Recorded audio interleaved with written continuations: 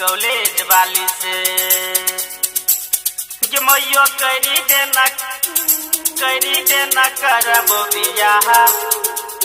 College वाली से कि मैयो करी देना करबो बियाह अपना कॉलेज वाली से music by Riya studio Khagaria. College वाली से कि मैयो करी देना करबो बियाह अपना कॉलेज वाली से हमर वो करे पटिकल छौ निगाह ये कोनिया कॉलेज वाली से कि मैयो करी देना करबो बियाह हम अपना कॉलेज वाली से हमर वो करे पटिकल छौ निगाह ये करबो कॉलेज वाली से हे गे माय मैनी जो न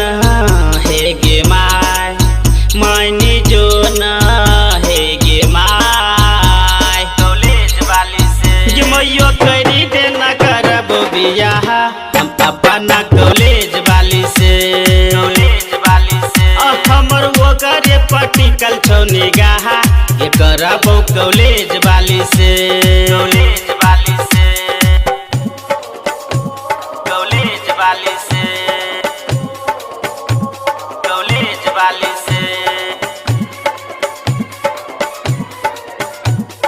music by Riya studio Khagaria.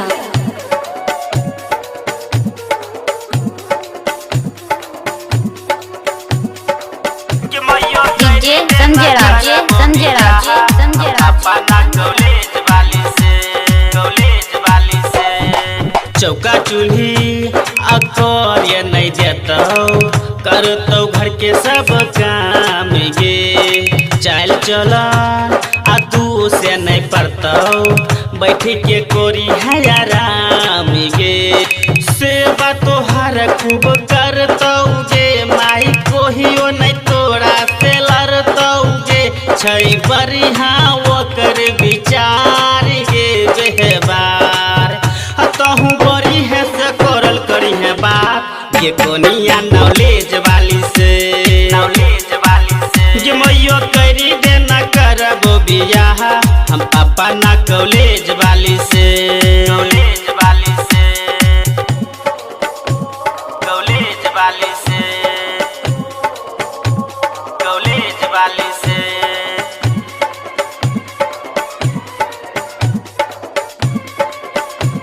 Music by Riya studio Khagaria.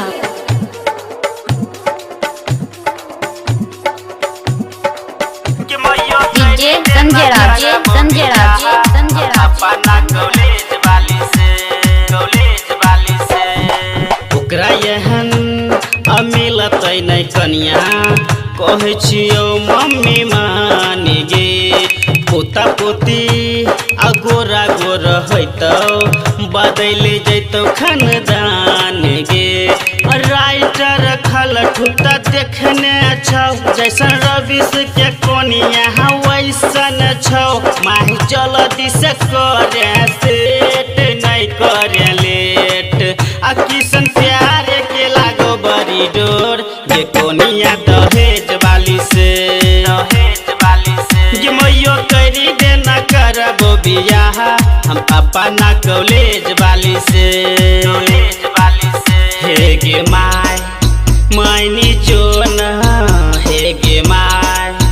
मैनी जो न हे गे माय कॉलेज वाली से कि मैयो करी देना करबो बियाह हम अपना कॉलेज वाली से हमर वो करे पटिकल छौ निगाह